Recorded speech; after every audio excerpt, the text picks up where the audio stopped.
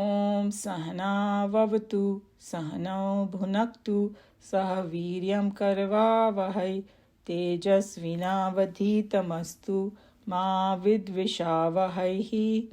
Om Shanti Shanti Shanti. Hari Om Shri Gurubhyo Namaha.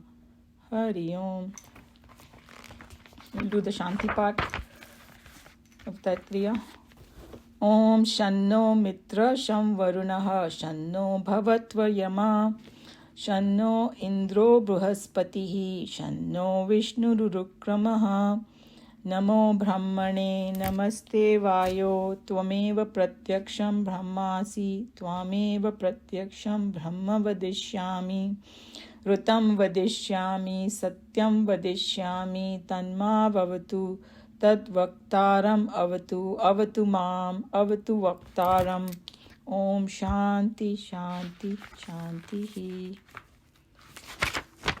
So here we are in Anuvak 10, section 10, where this Rishi Trishanku, who has reached that highest. Krishna Bhagavan was talking about the highest. See how the synchronicity happens over here also.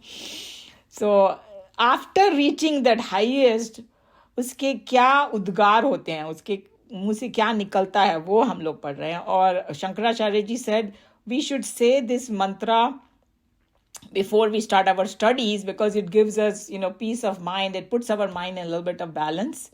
And this is a Vedantic style. And if you go back to Bhagavad Gita, that's exactly how Krishna Bhagavan handled Arjuna when he got totally depressed.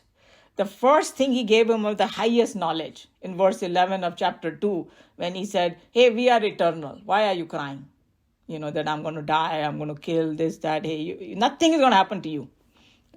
We are eternal. So same way, after reaching that highest, वो क्या कहता है वो है हम लोग. और हमने देखा कि the first 3 words, aham vrukshasya reriva के ऊपर स्वामी जी ने इतनी लंबी commentary the because it is suddenly talked about a tree and then we understood what tree they're talking about. Tree of this whole cosmos.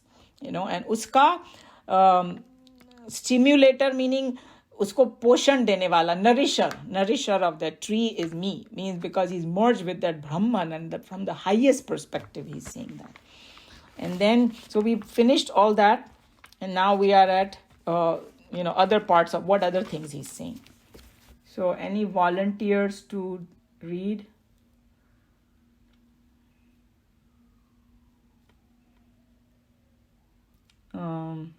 If not, then okay, here. Nareshji, you wanted to read? Go ahead. Necessarily, therefore, my glory is as high as peaks of the mountains, in as much as wherever there is a thrilling glow of pulsating life felt, it is only the throb of my glory, it is the song of my fame, in effect, says the great rishis. So here he's talking about that glory has, and the word glory, it's called also vibhuti, and we're going to have that vibhuti yoga in chapter 10, and the other word for it is expression of that Brahman. Like I think that Teji probably left, but he was talking about, hey, is that a power? What is the power of Brahman? It is that glory only, because it shows in so many multiplicity, everything, and whether it is a small expression or it's a very enhanced expression, everything comes from there only. And the best example you can give in the worldly sense is that you have one electricity, it can go through a small tiny bulb and give a little bit of light, right? Or it can go through a computer and it can do such tasks these days, the AI. AI also has no standing without the electricity. AI cannot do anything. So that's what it is. It can be very, very high expression, calculate many different things, or it can be a small thing. Everything is expression of that. So that's how we have to look at it. The conscious life spark within ourselves or the purity of the individual concerned is untouched by the animalism, since awareness as such is only the illuminating principle presiding within the being. Good and bad, sin and virtue are conditions of the mind and the qualities of the thoughts. The consciousness that illumines these conditions or qualities within ourselves should certainly be untouched by the separate form of these objects illuminated, for it is a law in nature that the illuminator is always separate from the illuminator. So, whoever has studied Vedanta might understand, otherwise you might be a little bit confused. Anyway, this is what they are trying to say. That we talked about what that consciousness is separate from mind, body, intellect, everything, right? Or consciousness is completely unaffected by whatever you do. It does not get affected by body, mind, or intellect at all. Doesn't get sullied, dirty, whatever, however way you want. You may have worse thoughts, but it's not going to affect the consciousness. That's what it's trying to tell you. And it's in the next paragraph, it's going to give you a worldly example that we will relate to, what it is. And basically, it is what they are trying to say is that if you are established in that highest, you feel very pure. Because there is no change in it, that it never gets dirty. It never, what should I say? There are different words used to explain that. It's going to come later on. He's going to use those 3 words, imperishable, you can call it. So many different things you can call. But one thing that we have to remember, that it is completely unaffected by what happens in the world. That's how you have to look at it.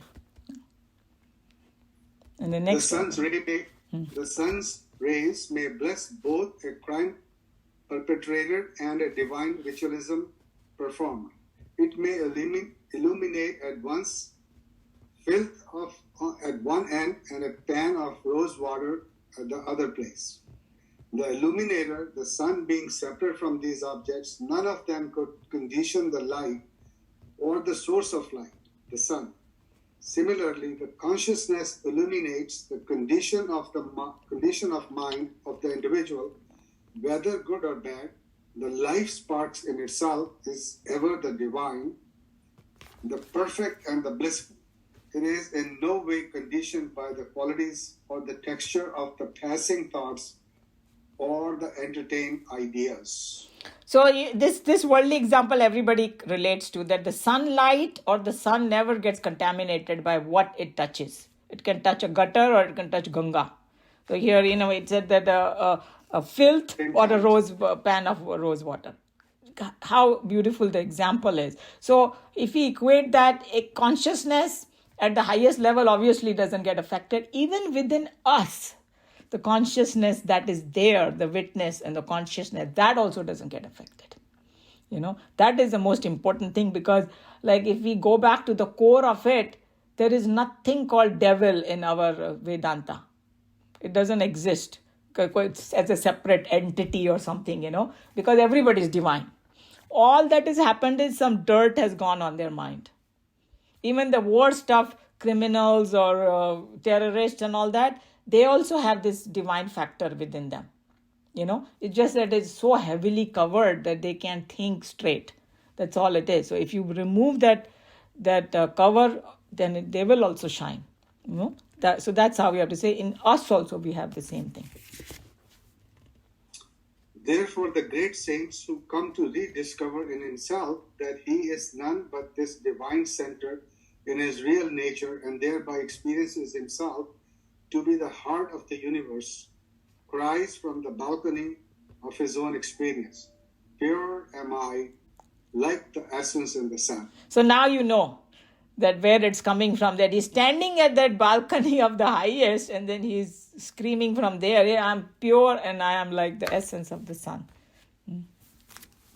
The skeptic cannot and will not understand the benefits accrued by such a self-realization, since to him, life without contentions is profitless. There are people amidst us, according to whom life has a meaning and a purpose only so long as we have a fair chance of reaping our moans of the morning hours, hated thoughts of the midday hours, and the chances of fighting tooth and nail all through the evenings. They cannot appreciate, nor can they live the quieter joys of pregnant moments of peace, the tranquility of the inner poetry, or of listening to the warbling notes of joy and cheer that gurgle out from the bosom that is at rest, from a soul that is at peace with itself. Swamiji wrote the whole poetry here. It's such a poem. I know. So enjoy, whoever enjoys the poetry will enjoy this. So he's just telling you that हम लोग ऐसे बोलते हैं ना वो संसार में आए हैं तो इसका मतलब दुखालय जो हमने सुना ना सो वी थिंक कि सचमुच ही दुखालय बट कृष्ण भगवान ने बोला वो here also you can reach that highest So he's not telling you to discourage the dukkha, but if you stay in the body consciousness and mind consciousness only, then it's going to be a dukkhalaya. But if you learn to transcend it, and then, and you stay in this higher self of yours, then this is going to be just Sat Chit Anand. They call it, no? That's what it is. And he's saying that we can get this, but some people, जो skeptics होंगे बोलेंगे नहीं नहीं नहीं दुनिया में तो सुख है ही नहीं, अब अगर ऐसा होता तो फिर कृष्ण भगवान अर्जुन को पकड़ के वहां पर वॉर के बीच में नहीं सुनाते पूरी आत्मज्ञान नहीं देते. He is telling him to be peaceful in that moment like when all the war is imminent over there. So can you imagine? So he's telling you that no, it is possible 100%. As an answer to such gross creatures who may suspect the futility of the consummation of evolution, the Shanku declares, I am the power and wealth. Ordinarily in life, man is constantly struggling to acquire wealth. Having become wealthy, we find that a rich man is not contented unless he can purchase power with his wealth.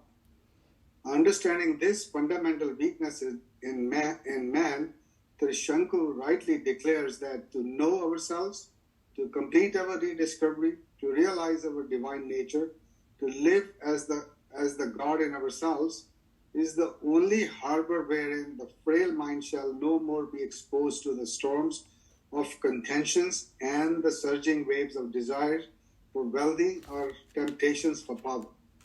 To realize and live as the vitalizer behind the tree of the entire universe is to realize that once the wealth, power, joy, and perfection that is enjoyed and experienced by every living creature at all times, past, present, and future, and at all places, all at once. So here, he's saying that जो ये इस जब त्रिशंकु ने ये declare किया ना ये सब चीजें तो he also said that after saying I'm pure and I'm like the essence in the sun, he also said I'm the power and the wealth, effulgent with intuition. Why did he say that? Because that's what people who are not thinking of the highest crave in this world, कि मुझे power and wealth. और बोलते wealth भी मिल जाए तो वो satisfy नहीं होगा जब तक पावर नहीं मिलेगा उसको किसी को खूब सारा वेल्थ दे दो पर कोई पूछता नहीं है उसको तो then again he's going to be unhappy. All he's saying is that from that highest perspective you got everything. And that's why like our teacher used to say that the word Bhagavan, right? Where did that there are many different explanations of the word Bhagavan, and if you go on internet there'll be 10 different, all of them are right, fine. But there is one, Bhaga means, different glories. And Bhagwan has all the 6 things that human desire. Complete wealth, complete beauty, complete this, ऐसे करके 6 चीजें अभी मेरे को exact याद नहीं है क्या है. मगर he got everything. So I'm trying to think that how can we equate this in this world for wealth and all that. Okay, somebody's got $1 billion, ये वो, fine. But suppose that you have a connection to a place, तुमको जितना पैसा चाहिए जब चाहिए तुमको मिल सकता है. It's an ATM machine which is infinite. That's how you have to say. कभी कुछ कमी हो ही नहीं सकती. So we have a hard time imagining, and that's why it said over here that that you realize at once wealth, power, joy, and perfection that is enjoyed and experienced by every living creature at all times. Not only that, all time, past, present, and future. And at all places, all at once. I mean, उससे ज़्यादा encompassing क्या हो सकता है कुछ? So the highest bliss that you can think of, he's already getting it. That's why he already has whatever little thing we get with power and wealth multiplied by the billion time he got it. That's what it is. I'm trying to explain from a different language, but after a while you just have to contemplate yourself. It becomes short of words, but that's what he's saying. It says, intelligent, imperishable, undecaying am I. This is the final explosive expression by which the choking experience in the bosom of a great rishi seems to burst out, expressing his life bliss of perfection. In order to show this infinite, since language has no sway in that realm, all that the prophet or the saint can do is, as it were, to stand at the frontiers of the finite and with pointing finger indicate the infinite in the language of contrast. To every one of us, the finite alone is the land of our known experiences. We all know that the finite world of matter is inert, perishable, and decaying, and therefore using opposite words such as intelligent, imperishable, and undecaying. Trishanku is helping to convey to us that otherness of the infinite from what we know and experience in ourselves at present in our egocentric misunderstandings. So he's just saying that what he's telling you now in the language of what we understand. Because हमारी दुनिया में जो हम रहते हैं इस संसार में, मृत्यु लोक में, everything is like inert means उसमें खुद में कुछ जान नहीं है. The jaan is coming from the life in the consciousness. If you take a stone, it is just inert. Or even like my computer, if electricity doesn't go through it, it's inert. I can have the very, very high type of computer which can do such huge calculations, but if electricity is not there, it's useless. So it's inert, perishable, we know, keeps finishing, khatam hota jata hai. Koi bhi cheez ho, uska khatma ho jata hai yahan pe. And one day to earth bhi chali jayegi, And decaying, we know decaying means, it is very nice and then it starts going down, and our body is the same thing. So now he's using the exactly opposite words, then we'll understand what it is. So, intelligent, it has conscious bolna chahiye, imperishable and undecaying. So दोनों बोला, imperishable मतलब जो कभी खत्म नहीं होता, और undecaying में उसमें कोई change नहीं होता उसमें. It is always as good as new. So this is what he's saying, that and then this happens, Swamiji is saying that we get stuck into this inert, perishable and decaying because of our egocentric misunderstanding. Because we give too much importance to the body and mind and intellect, those things are changing. That's why this happens to us. To remember thus our real nature as lived and experienced by Trishanku, the most efficacious technique of turning ourselves to the highest purity and the greatest sense of detachment from our false values. When an individual recites this mantra daily with sincerity, faith, and conviction, it is evident that he will gain a sufficient amount of inward poise and tranquility, which are surely necessary for a profitable study of the scriptures daily. So what Swamiji is saying, that Shankaracharya ji recommended that this mantra should be said before you take up your studies, because it is taking you, this is a very good technique. Even if we don't experience it, if we intellectually we believe in it, it will help us, right? It's the same thing like when Arjuna, he was really, really depressed when Krishna Bhagavan said, hey, you are eternal. So it brought his anxiety a little bit down. Now he can listen. Okay, what Krishna Bhagavan is. When you're all so upset and all that, and you don't have a mental balance, there is no way you can study Vedanta. Forget about Vedanta, you can't even cook.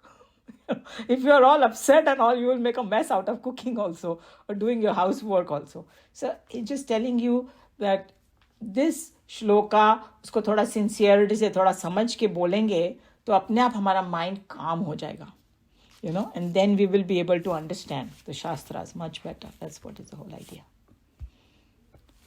Any comment, question? It's a good time to ask question if anybody has. Swamiji explained it in such poetic language. It's just unbelievable. Yeah, and sometimes you have to read many times his commentary because his sentences are so long. To digest it, that to enjoy the beauty of what he's saying, you have to read it several times. Yes. Yeah, Samirji. Oh, yeah, okay. Samirji and then Sushilji. There is so many words that it can describe what the conscious, superconscious, or purest conscious is. One of them is Chetan. I think the Chetan is something which we all have it, which is within us, and that's why we are living. And to reach there is the goal. And that's the purest,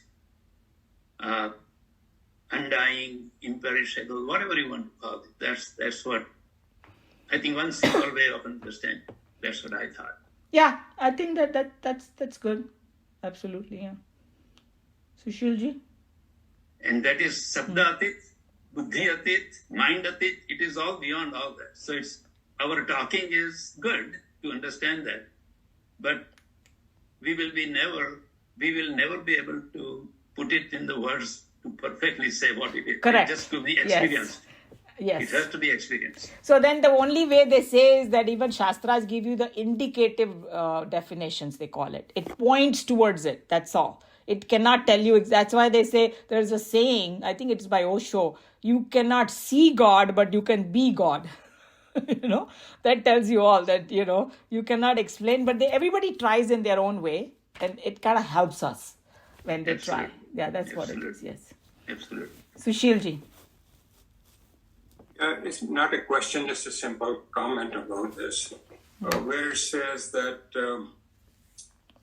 whoever attains me, he gets everything, whatever he wants, all of a sudden, instantaneously. He gets everything. So I think it was Swami Sarpriyananda. He explained a little bit more, which made more sense to me. He says, it doesn't mean that all of a sudden you get all your gadgets, you get all the wealth and all the food and everything. He says what it's saying is once somebody attains me, that means he won't have many desires left. He will be totally in himself satisfied with that. And that happens all of a sudden. True. So that's what his explanation was. I thought that was a very good explanation. True. No, that is very, very true, because see, one of the reasons we kind of, Swamiji made that comment about it, because sometimes, people are different levels on this earth. And किसी को लगता है कि भाई ये सब gadget से ही खाली happiness मिलती है. But the people who don't care about a gadget, they might get the 10 times more happiness looking at a sunset. See what I'm saying? All of us, our goal in this world is eventually सबको happiness ही चाहिए. Whether it's a worm or it's a human, or within human also. Why do they want the gadgets? Because they think it brings them happiness. That's all. If a gadget starts giving them pain, they will get rid of that gadget. So basically, the idea is that they're talking about that ultimate thing that we are seeking is happiness. And once you get this stage, you become happiness yourself. So where is the question of getting anything? Because sometimes, like one of my friends, we were talking about these Hare Krishna people, and there are, because, Sheila ji is here, she knows, a lot of young people who are in their teens sometimes join, and then they become sannyasis in their early 20s. वो संन्यास ले लेते हैं, right? So she was saying, अरे these people are so young, इनके तो अभी खेलने के दिन हैं, इनको तो enjoy करना चाहिए. I said, what makes you think that they are not enjoying? They don't find joy in this. They find joy in that, and it is much more joy they find. So we have sometimes we have a strange idea about what brings you joy, because if A, B, C brings me joy, I think that everybody gets, something like drinking. The people who don't drink, they don't want to even touch it because it doesn't bring them joy. But the person who likes drinking, that it brings them joy. So there are different, the reason is that main thing is that he's talking about that ultimate happiness. And here they're saying that you become that happiness yourself. There's nothing more there because that happiness is very, very high, as though happiness of everybody all the time. So what you said, Sushilji, is absolutely, and that was a very good explanation by Sarvapriyananji, because sometimes there's a confusion that what are they talking about,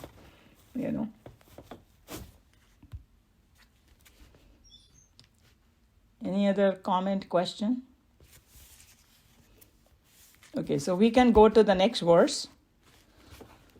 So it's section 11. And this one, whenever in Chinmaya Mission, when they have the graduation ceremony, especially in Houston, I remember this, they used to tell our Acharya used to say from here on and until the end of Shikshavalli, a student who is going out in the world after the graduation, what the teachers want to tell them, So that's how it's almost like a final message, even though all the other messages are related to this only, but now they are even making it more condensed, everything over here towards the end. So here is the verse. Veda manu charyo ante vasina anushasti satyam vada dharmam chara swadhyayanma pramadah acharya priyam dhanma prajatantu ma vyavachetsi satyana praviditavyam dharmana praviditavyam kushalana pramaditavyam bhutyena pramaditavyam swadhyaya pravachanabhyam na pramaditavyam. You can say this, pramaditavyam or bar aa raha hai, right? There is a word in Hindi or in Sanskrit called pramad. You might have heard of word the pramad, most of you. Okay, pramad is like, our teacher used to explain, it's like intellectual laziness. Okay, it's like, I don't want to do something. Ek to hota hai ki physically lazy. Okay, that's very bad. You just want to keep sitting, don't want to do anything. Ek hota hai intellectually lazy. Koi aur solve kar de mera problem. Don't employ your intellect. So pramad is something like that when you ignore something, when you don't want to do something, usko pramad. So keep that in mind because that will be important to understand. So Veda we know, Anuchya, having taught, so, Acharya, the teacher, preceptor, Ante Vasinam, to the resident within the ashram. Ante Vasinam, the students, disciples. Anushasti, enjoined, उनके साथ उन्होंने वार्तालाप शुरू किया. Satyam vada. Satyam is truth, vada is to speak. Dharmam chara. These are very famous lines of Taittiriya Upanishad. Satyam vada, dharmam chara. Okay? Chara is perform. So perform your duty and dharma ko perform karo. And we'll see the more deep meaning with it. Swadhyayayat, from the study of the Veda, never, pramadaha, be heedless. So there's another word in English, I'm sure that Meeraji knows this word, when you become heedless to something. Yeah? So that's what pramad means, when you don't pay attention to something. Usko ignore kiya. Acharyaya.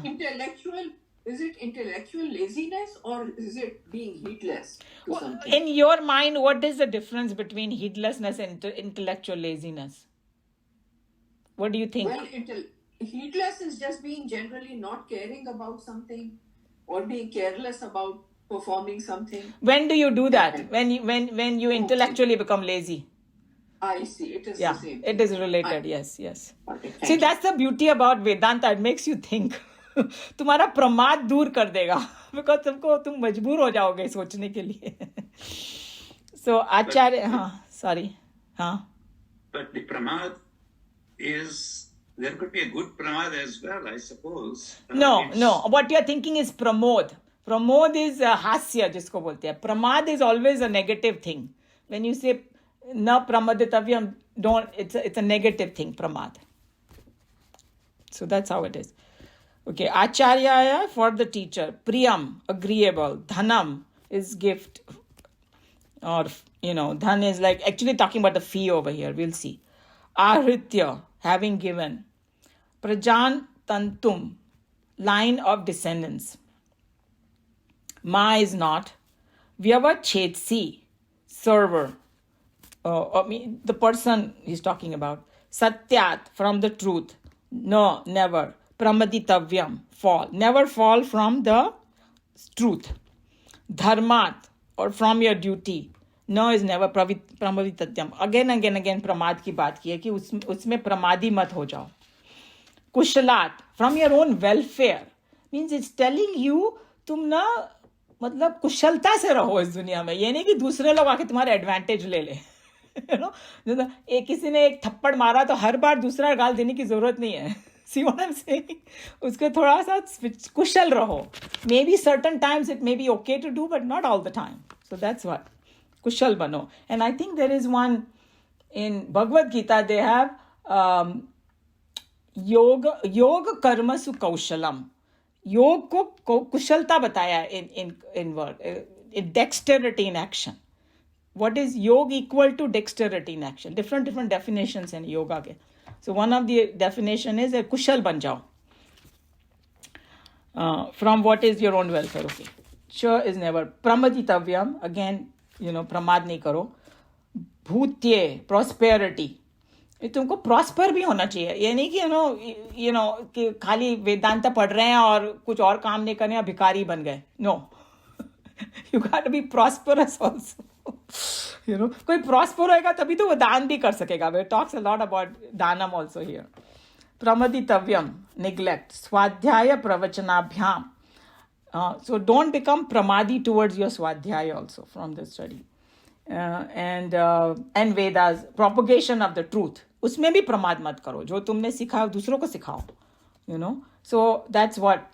The other word over here is pramaditavyam. उन्होंने बताया be indifferent.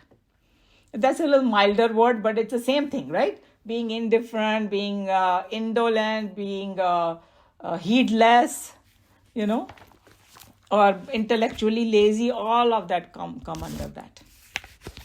Like we have in when we do Bhagavad Gita further, you will see that there are 3 gunas, right? Sattva, Rajas, Tamas. Tamas is the one when tum pramadi ho jate ho. Tamas is the one heedlessness happens. Tamas is the one intellectual laziness happens. So it tells you not to do that. So what are the different points in here? So firstly, we have to understand that this whole chapter, Shiksha Valli, is a convocation address, like we say, delivered to the students who are returning from the Gurukul to the world. Okay? And this particular section 11 is a conclusion of the commandments. That's what, कोई बोलते हैं अपने हिंदुओं में commandments नहीं है, and here it is. वो लोग अपना 10 commandments लेके बैठ जाते, इधर देखो commandments already है, पर हम लोग पढ़ते नहीं है इसको, जानते नहीं है. So these are the conclusion or commandments. So then Swamiji is going to explain in his commentary, he has analyzed this, that there are 7 waves of thought, he calls it, because there are 8 verses in this section, section 11, and 7 are the different waves, and 8th को उन्होंने फिर वापस summarize किया उसको, जोर से वापस बोला कि don't give up these things. When we come to it, we'll see. So what are the 7 waves? It's telling you the relationship between you and the society, because now these people are going in the world. So then how you should have that relationship and how you should conduct yourself in the society. That's why I said, Satyam Vada Dharmam Chara. So those that, relationship with it. And then also the relationship with your past generations and your relatives and elders and all that. Because even to give the due importance to the past generation is so important.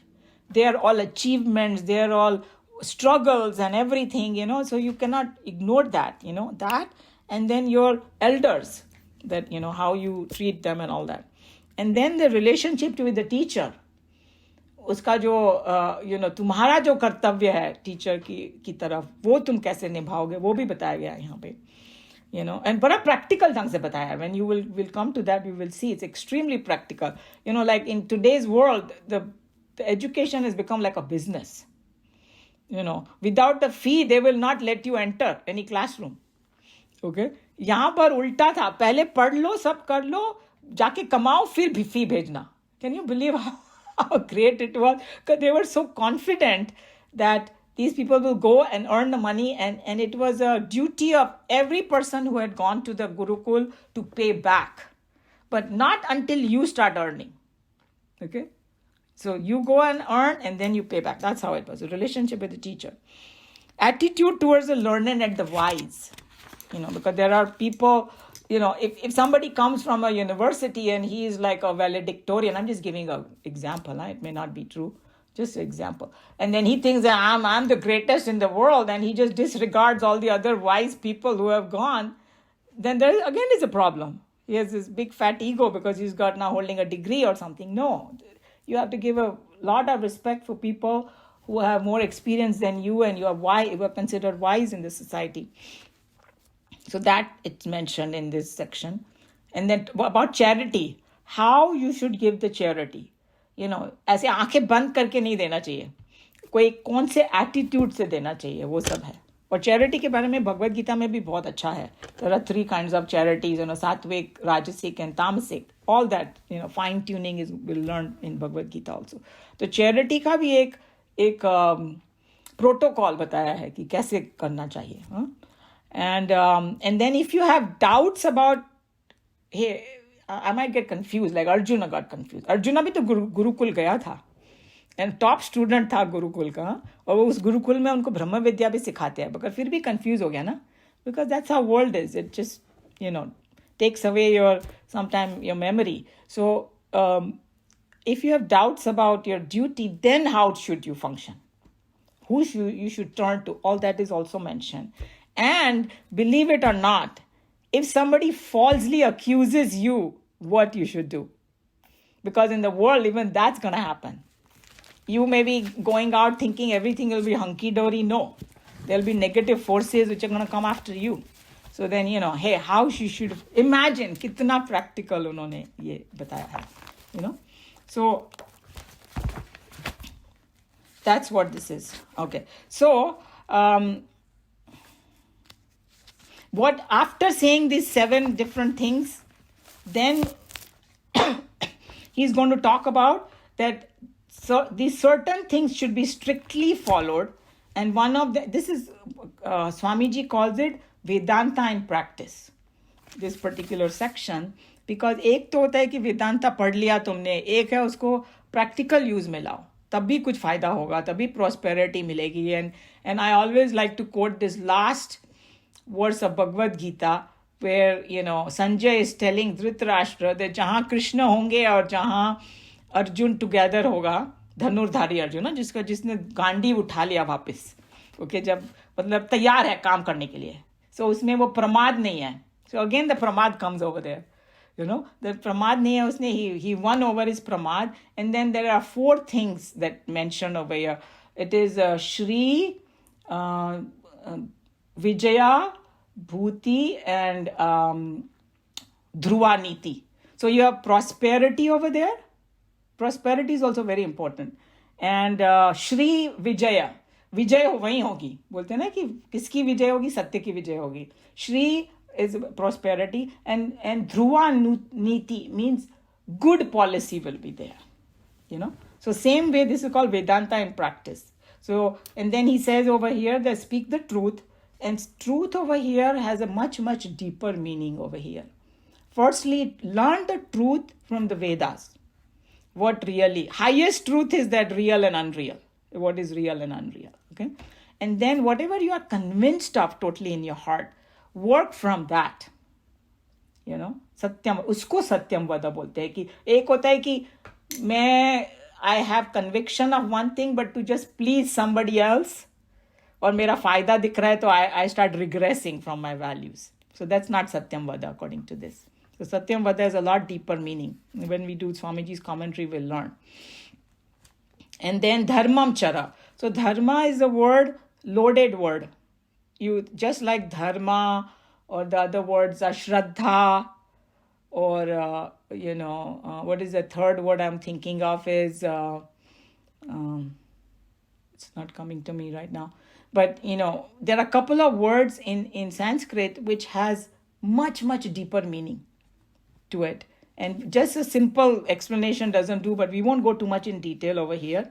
It's dharma is, in the absolute highest form, dharma is that which upholds the essence of something, and without which the thing won't be a thing. It's like the dharma of a sugar is to be sweet. If something is not sweet, it cannot be sugar. So उसने अपना धर्म ही छोड़ दिया, फिर वो नमक ही बन जाएगी or something, something like that we have to think. So, but in regular language, when we talk about dharma, they translate it to righteousness. Because, like all the good, higher values of somebody, humanity, bolo, like they talk a lot about humanity, right? That we have to be human, and that humanity means having the higher value. So that's what the dharma is. And the other one is duty. When it comes to dharma, mera dharma kya hai, right? So it becomes my duty. But uska jo basis hai wo wahi hai, righteousness. If you start going higher, then you will, dharma means righteousness. Righteousness hi tumhari duty ban jati hai. Like that we have to think, So yahan par chalo, do your duty, even that's good. And then what Swamiji was trying to explain, that when we talk about righteousness, there are certain values which are universally accepted as a good value. I don't care which religion you are, they will always say, satyam vada dharmam chara. Do your duties and speak the truth and don't steal, and it goes into other small things which every human being should know, So, and then another very, very important thing that Swamiji brought out, that when it talks about duty or, dharmam chara, in Vedanta, very, very important difference is there with the Western thinking. And that is that duty ko ज़्यादा importance दिया है, rights को नहीं दिया है. Like West में क्या है ना, my right, my this thing, my that thing, or I have to have my right, right? यहाँ पर वो बात ही नहीं किया, तुम अपनी ड्यूटी करो बस, तुम्हारा काम है तुम्हारी ड्यूटी करना.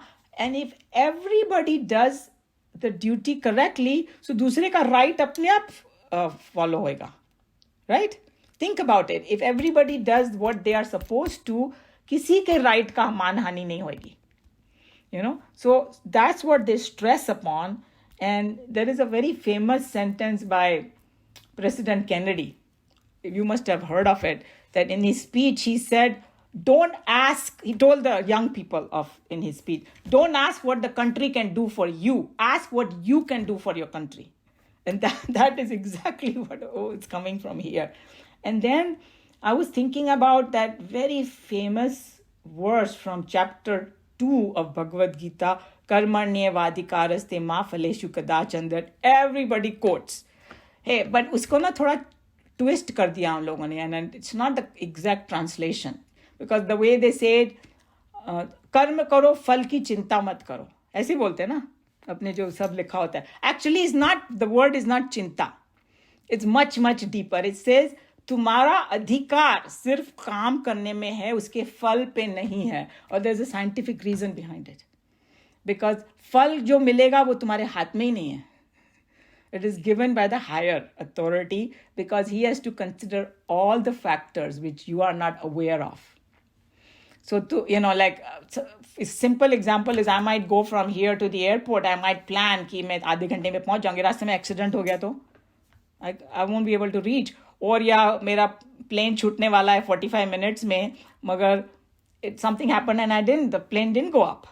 I can plan my trip, I can do all that, but the result is not in my hand. That's a scientific fact. So actually that's what अधिकार की बात आ जाती है यहाँ पे. तो तुम्हारा अधिकार सिर्फ काम करने में है, उसके रिजल्ट पे नहीं है. That's what it actually means.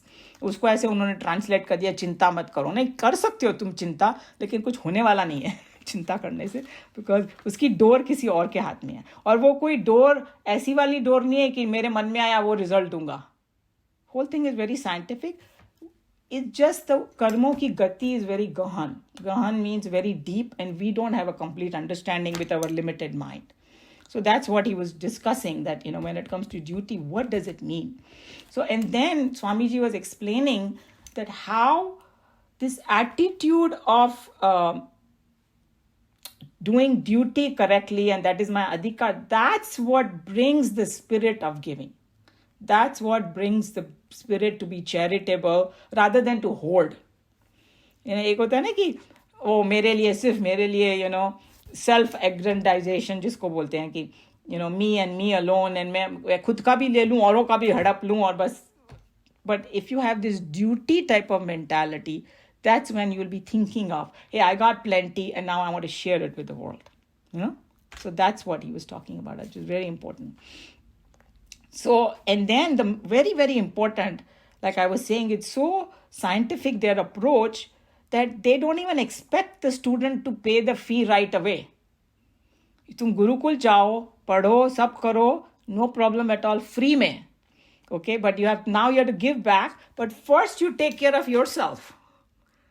Go and start earning, take care of your necessities, तुम्हारा food, shelter and all, फिर थोड़ी saving करो, और first saving में से university को भेजो fees.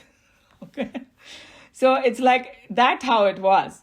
And then after तुमने fees दे दी उनकी, and fees can be continuous, the person can be supporting it continuously, but according to your capacity.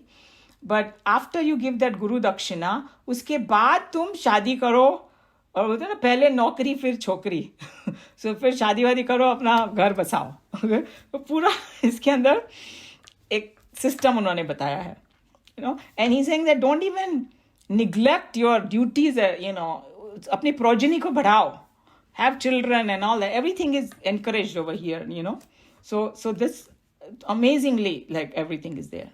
So, and then end में बोला इस verse में that don't sway or don't become pramadi toward truthfulness, duty and welfare and prosperity. वापस ठोक बजा के बोला कि इसको बिल्कुल निगलेक्ट मत करो. तो ये नहीं बोला कि if you can not give the fee, तुम्हारे पास खाने के लिए पैसे नहीं है, तुम भी भेजो. नहीं, मत भेजो, फिर दूसरा कोई भेज देगा. They don't even expect until you are capable of doing, but they are so confident that you will do, And so this is what it is. And then even to be street smart is also very important. That's another part of it. That don't let, तुम ना अपने काम में कुशल रहो. और उसका translation Swami ji ने ऐसे किया है कि sometimes he was saying that how if you only stay in this goody mode, then criminals will take advantage of you. We don't need to. आजकल ये फोन वगैरह से कितना बुद्धू बनाते हैं ना लोगों को, like IRS बन के कोई आ जाएगा, oh you owe this, and they have collected. I've heard that there was some ring from India which was doing it for last so many years, and I heard in the news they had collected $55 million from people in last whatever 30 years. इतना बुद्धू बनाया. So he's saying that kushal raho. Don't let them take advantage of you, and don't neglect your own welfare. So don't sink into some poverty or something and all that. So that's so these are the things that they are telling you to do.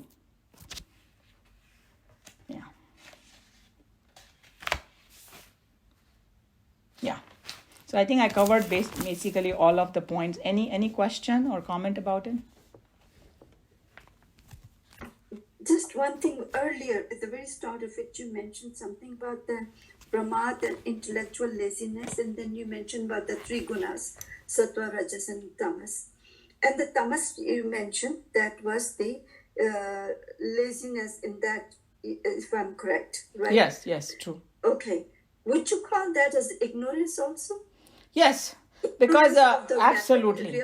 Yeah, it is ignorance. It is like not even making attempt to get rid of that ignorance. That's what it means.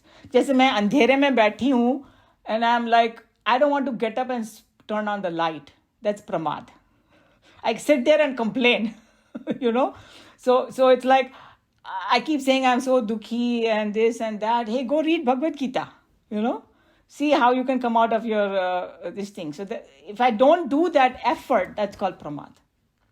So when you are in that tamasic mode, the biggest problem is pramad, physical pramad and intellectual pramad, both happens.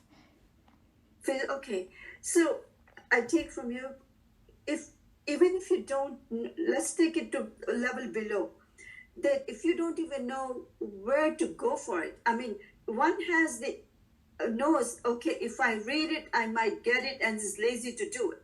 But one doesn't even know. Okay, good question. That's Okay. Going below. I'm going very essential below. You know, the world will kick you few times and you will ask that question. And that's exactly happened to Arjuna.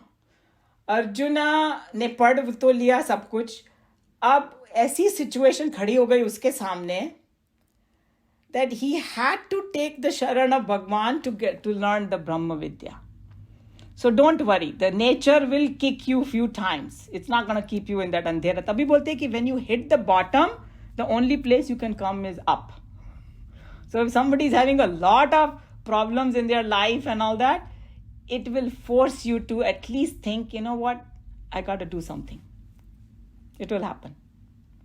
Nobody is going to sit in that andhera forever.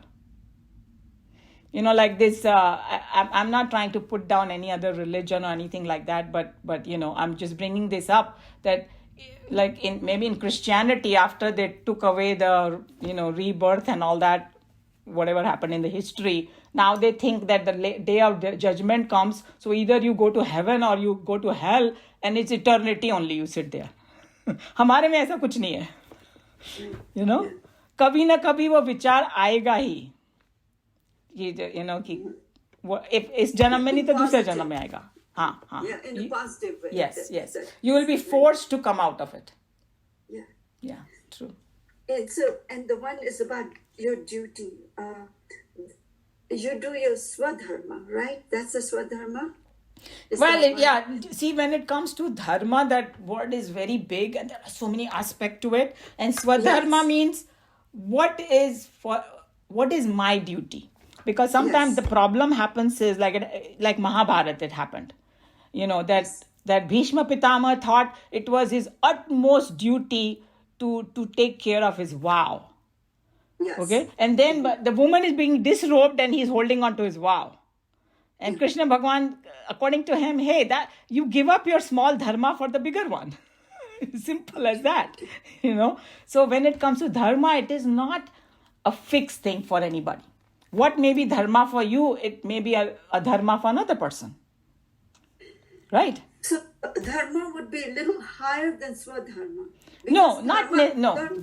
Would you say that because what I'm looking at, just the example that you gave us, is that about the disrobing of Draupadi, and he didn't do anything. So he considered his dharma first, or is it he considered swadharma to dharma? Dharma includes very general 10, 12 things. Don't do this, don't do this. And would that be under that? Would you say that? No, I would say that swadharma is a simple definition of swadharma is what is my dharma.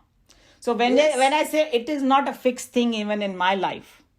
You know, when I was 10 years old, whatever my dharma was, when I'm my age, in the 60s, it is not the same. So my own swadharma also changes with time. And at all times, I should know what is my swadharma. And then also depends on what role I'm playing. You know, I'm at home, I'm a homemaker and I'm a wife and a mother and whatever. If I have a job, I go there, it's my different role. So that becomes my dharma. So even my dharma, so what you are trying to say is that when it comes to dharma, you have to intelligently know what is your dharma. And the more quiet, peaceful you are, the more you are connected with the higher or with the Vedantic values, you will know what your swadharma is.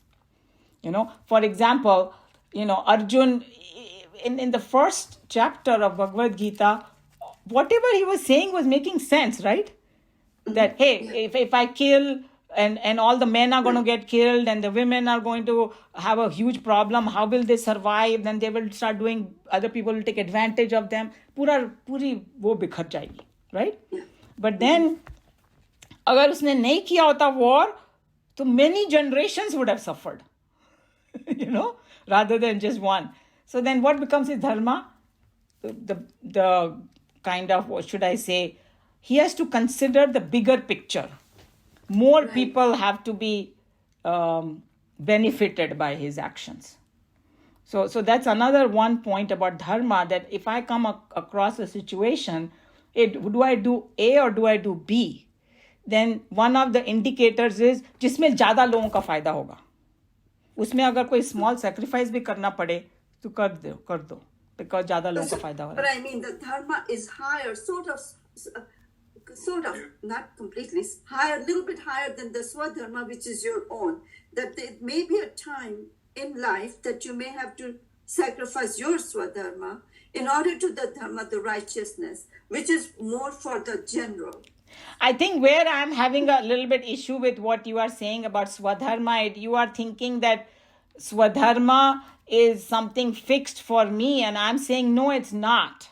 Because No, it's not fixed. yeah. No. So it is like if you take Bhishma Pitama's example, his swadharma was to uphold his country's benefit, but he gave the lower dharma of his more important, so that he did not make it his swadharma.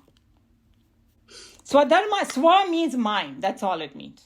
Yeah, Huh? yeah. So now at all times I should have the correct definition of my own dharma also. That's what the whole thing comes down to.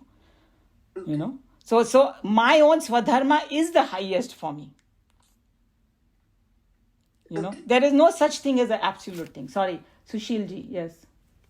Yeah, I think someplace Swamiji cleared that. He says the duty is when somebody gives you something to do. You go to office, they have a list of things to do for you. That's your duty. But like for mother or father, it's their swadharma or dharma to take care of their family. That they have to do. But that they do it feeling that this is their responsibility. Whereas duty is somebody has to impose upon you that this is your duty to do. So there's a little difference. I think that was very clearly defined by Swamiji. So it is a very deep subject. That's why I said dharma, when the word dharma is a huge thing. And we might require a couple of classes to go into it, because there's so much material, so much contemplation to be done. But one thing that we have to all remember is that knowing my own swadharma, the more I'm connected to God and higher, the clarity will come. What is my swadharma? It's like, this terrorist. They suddenly think that swadharma is, itna wo log ho jate ki they will kill the babies and mothers and all. Hey, how can God, which God you're trying to please by that? If you want to combat, then go and fight like a soldier. Why you're going after innocent people? But in their mind, that is their swadharma. It's wrong, because they are thinking at it in a very lower manner. They are not connecting to the higher consciousness. But according to them, they are. When they do that, according to us, the general, it's not. But to them, they get, if they do kill the other party or other people. Can't hear you. No, I can hear her. You cannot. So they think that, they are going to benefit if they do the killing. And whereas the 90% will say no, the 10% is going to say yes, this is going to benefit me if I do this thing, right? Yeah, you can say that. And that's why in this particular verse, you will see that it says that when you are falsely accused, or if somebody's taking advantage of you and all that, what you should be doing, it's saying, seek the opinion of wise and, saintly people. So agar ye log bhi, jaise terrorist hai, actually there is Shri Ravi Shankar ji. He goes and negotiates sometime with this terrorist, and then they back off and all that, because he's a saint. So he will try to appeal to their, something jagate hain unke andar. Aur phir ye log bolte, oh yeah, I'm so sorry, whatever, and all that. So it is telling you already that turn to the saintly people and wise people in your society and seek their opinion. Because you might get emotional, you might get this and that. And in the whole Bhagavad Gita, that's exactly what happened. Arjun was sitting next to Lord Krishna, and he kept saying things in the chapter 1, I don't want to fight. And then suddenly he realized, I'm confused. I really don't know what to do. And then he looked next to him and said, here is Krishna. He's such a wise person. I should surrender to him. He can tell me. See? So he went to a wise person. That's what we need to do also. If we are confused about a swadharma. Thank you. Okay, so I think we'll stop. Go ahead. Can I say something? Yeah. Meena ji जो बात कर रहे हैं Sorry, स्वधर्म I की, didn't understand that. there are so many words or meanings to that swadharma, but I think one that might help to clarify the doubt is niyat karma, जो गीता जी में भी बताया है, niyat karma, something that is at given time and given place, it's for you to act, and that's the right thing to do, even if it's like for Arjun, and like Umaji bataya ki, for him, he told Krishna that killing all other people is what is good about it, which is definitely not good. But then Krishna is indicating at this point in time where you are standing, fighting is your dharma. It's your niyat. You are destined to do this. And that is for the Lok Sangra, which is in 6th chapter, that's the word, Lok Sangra, where it is for the better use of the society that you kill them. Otherwise, if you don't kill them, what is going to happen? The kul ka nash to hoga hi hoga, even worse. So it's in context to at given time, given frame, given time and given place, for you. For everyone it's a different. For you, what is the right thing to do? And that's the niyat karma or swadharma. And it would be changing every moment. It will change. Yeah. Thank you. Good. That helps. Thank you. Yeah, thank you. Yes, it helps.